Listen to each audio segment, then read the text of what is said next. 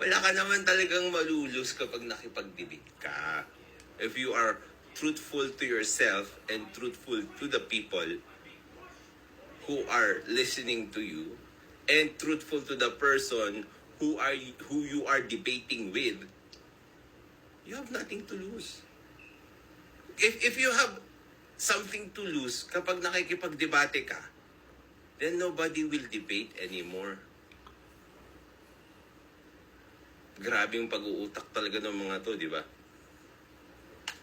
Wala naman siyang... Suspended congressman siya eh. At ako, sa utak ko naman, ba't ko tinanggap? Kasi may mga tao din nagtatanong, ba't mo naman tatanggapin? Ba't ko papatulan? Di ba akala mo naman kasi, you know what, let's remove this kinds of thinking. Itong pag-uutak ng dalawang ito, na yung pagdidebate parang anong tawag doon? Napaka-hirap gawin. Napaka-rare dapat. Diba? Ito yung sinasabi ko sa inyo, joke eh. If you're a lawyer, if you go to court, debates are ordinary every single day.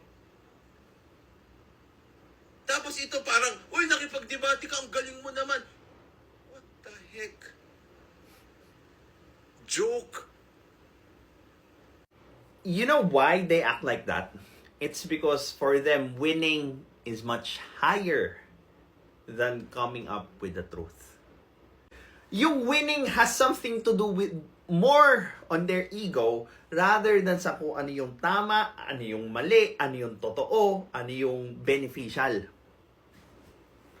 So, willing sila na i-twist yung mga argumento nila palayo sa katotohanan para lang manalo or ma-attain yung feeling ng pagkapanalo towards doon sa kadebate nila. Willing silang magsinungaling, willing silang gumamit ng unfair environment, willing silang mag-present ng fake na facts para lang manalo. As if hindi sila magbe-benefit doon sa kung ano yung totoo. Pag sila nanalo, sila lang yung may benefit eh. Pero pag yung katotohanan yung nanalo, lahat tayo magbe-benefit.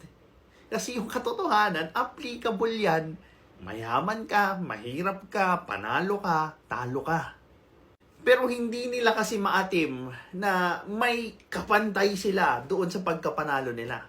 No, sila yung tipo ng tao na nagsa-thrive sila dahil nakikita nila na may nalalamangan sila. It feels good that way. Diba? Ay, Pilipinas, kung gusto natin umangat, kailangan natin baguhin yung ganyang klaseng mindset. Kailangan natin yung isa't isa para mapagtagumpayan yung pag-aangat ng bansa natin. If ever gusto man nating umangat itong bansa natin.